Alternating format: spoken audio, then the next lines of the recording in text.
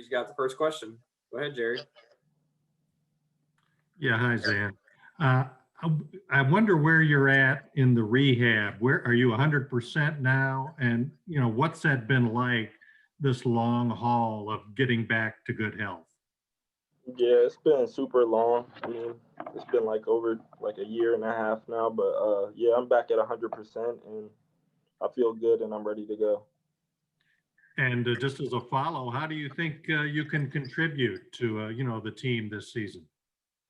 Just I guess like whenever coach needs me, I can just go in there and play hard. Love playing defense and I love playing hard. I play to win. All right, next up, we'll go with Larry Vaught. Zan, just wondered what it was like not having any Kenny Payne around right now. You said what?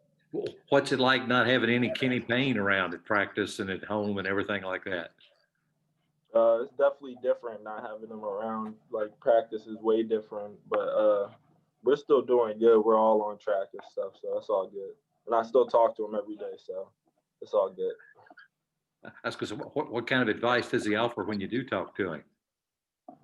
He just says keep working hard and just keep working out and stuff like that. All right, next up, we'll go with Ian Begley in New York.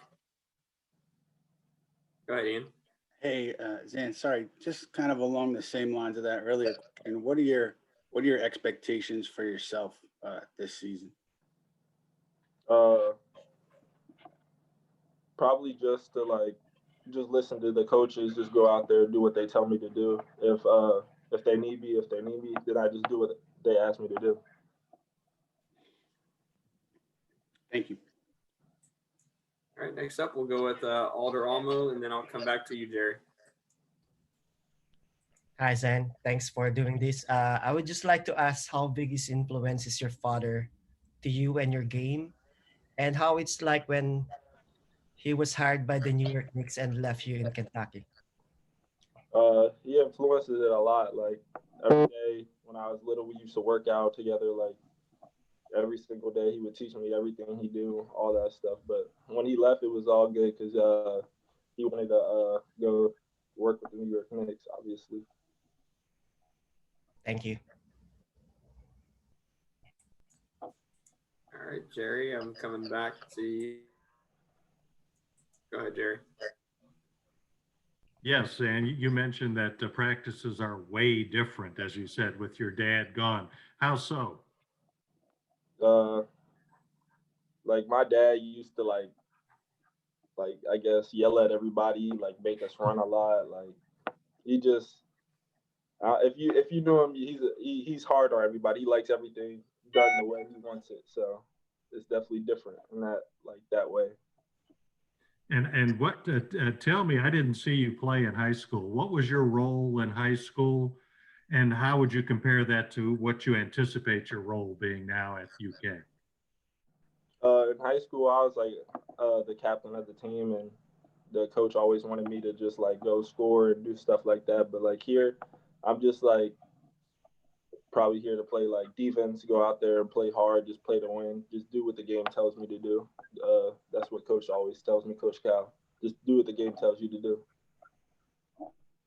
All right, Larry, I'm coming to you, and then Ian, I'll come back to you. Sam, you talk about practice. Just what our practice has been like this year. What's your impression of some of your new teammates and all so far?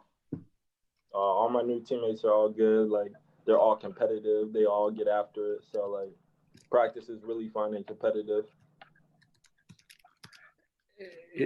I mean, maybe how does that compare, say, like to last year, the competitiveness of practice? No, it's the same competitive nature from last year too. This is a really great group of guys too, just like last year. So it's like all the same for real.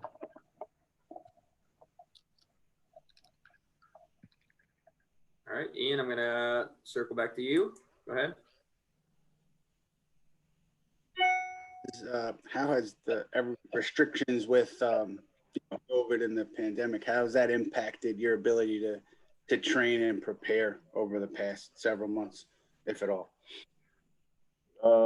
If anything, it's helped a lot because we've just had a lot of free time, and we don't go anywhere but just the gym and back to our room. So like we're mostly in the gym all day. So or if we're not in the gym, we're just like lifting weights or conditioning. So it's really impacted everyone for real. We all have more time in the gym. Thank you. All right, Alder, you got next. Hold on, let me try to unmute you. There you go. Zan, what are your expectations in terms of your basketball career? What do you expect from yourself? Really just to have fun with it. Just go out there and have fun, play basketball. That's really all I have to say. Does your father give you an advice on which areas on your game which you need to improve on? Uh, yeah, he really just like shooting it better and just always keeping a high motor and just like playing hard at all times, like never like going on your knees, just like being really good at conditioning, like have good conditioning. All right, Jerry, you're next. Dan, I notice, tell me if I'm wrong, you're number 20. Why number 20? Why is that your number? Uh, Cameron Fletcher said he wanted number 21, and I was willing to give it up to him. How tough was that? Why was 21 your number, then, and why give it up? It was tough giving it up, but like I said, Cam said he wanted it bad. At first, I wasn't willing to give it up, but then I said, you know what, I'll give it up just because he was cool about it and everything. So.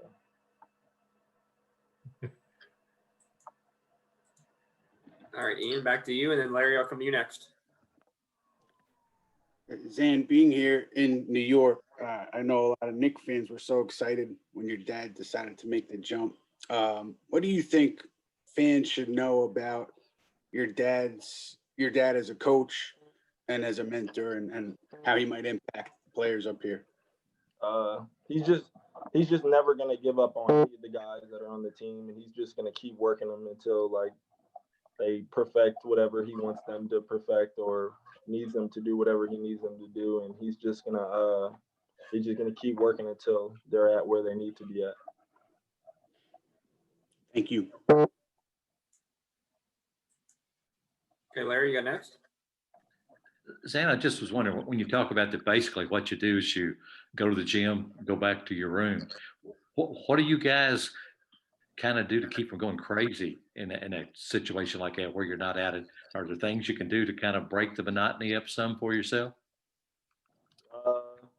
There's not really much, but we usually just like sometimes like we'll go out to like a team dinner or something. We all like we'll get it like part of like the restaurant sectioned off for us, and then we'll just sit down and eat there. But like there's not really like anywhere we can go other than there. But like, yeah. What about even there in the dorm though? Are there things you do in the dorm to kind of break the monotony up? I mean, sometimes we all like we'll go to each other's room and like play video games or something, but that's about it for real. All right, Alder, we're coming back to you. Okay, Zan, can you walk us through when the day that your father broke the news that he's being hired by the Knicks, and how tough it is that decision went through with your family, that since he's leaving you at Kentucky? It was hard at first because like he's always like been right here by my side, but everybody in my family, we were all happy for him, and we were happy that he's going to work for the New York Knicks. Yeah, that was probably one of his dream jobs, was working in the NBA, so we were all happy for him. Thank you.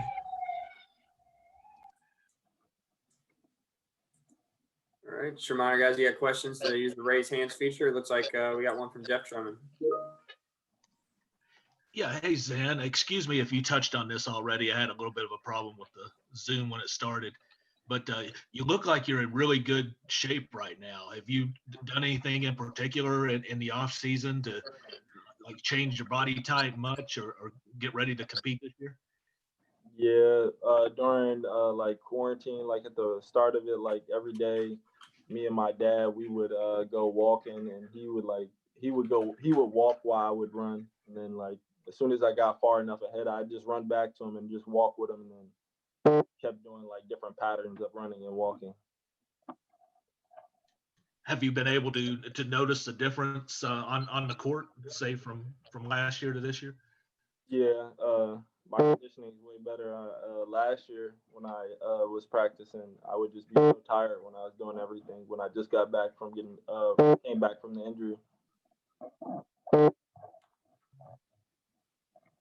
right, Jerry, coming back to you.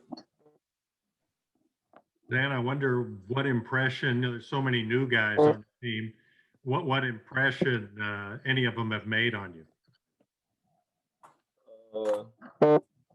So I've known like some of them from before now, like Lance and all them, but they're all like making me tougher and stuff. Like in practice, like they're all going hard. They're all like they came to compete, just like stuff like that. So like that all like when you play against people like that, it makes you tougher and play harder. And you've been here obviously a year. I'm wondering if you're a veteran, even though you haven't actually played, or are you kind of a newcomer in that sense?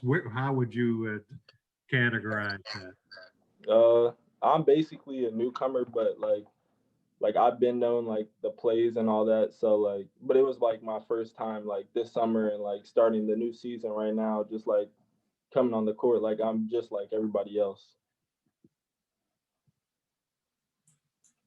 All right, guys, give another few seconds here if there are any questions. Look like we got one from John Wong. Hi, Zan. I'll confess, I've never seen you play before. So for somebody like me who knows nothing about your game, can you just tell me a little bit about your strengths, your weaknesses? So I really like to just like play hard. I like to go rebound, just like drive into the rim. I need to work on like shooting and like finishing at the rim over because obviously playing high school and then coming to Kentucky and playing college is way different. Everybody's 7 foot when you drive into the lane and just working on shooting when you're tired for real. I assume that you watched a lot of the NBA and the playoffs, and you see a lot of these Kentucky guys go on and do real well. And as a fan, sometimes we kind of wonder why they didn't do better when they were at Kentucky. Why do you think that's the case? I just feel like the college and NBA is way different. Like when you get to the NBA, like that just becomes your profession. So like that's all you do, and like that's all you work at from whenever you leave college to the NBA. You're just working at it all day, just continuous reps and stuff like that. So I feel like they have way more time to perfect the game in the NBA than in college. Because in college you're just trying to learn all the plays and stuff, and you still have to do school and all the work. Now, one more quick thing. If you're playing 3-on-3, pick two of your teammates to be on your team. Playing like 3-on-3, just like against people or like just on the playground. Oh, okay. On the playground, probably Dante and Lance. Any particular reason why those two? Dante can really shoot it, and Lance plays really hard and gets all the rebounds. All right, thank you. I've got a couple more minutes left here, Jerry. Looks like you got another one. Yeah, one more, please. Zan, I wonder if I'm assuming you've seen film or video of your father playing back in the day. What does that look like to you? He was really good. He could shoot it, drive. He could do everything for real. I watched a couple of his gameplays. Thanks. John, come back to you. Yeah, Zan, just one more thing about shooting. You mentioned Dante. Who are some of the other guys who can really fill it up on the team this year? Really everyone. I can name some people off. Davion, Devin, BJ, Terrence. Really, everybody can really fill up the stat sheets from three. All right. Once again, as fans, we're always worried about the shooting. So you're saying that that's not going to be a concern this year with this team, right?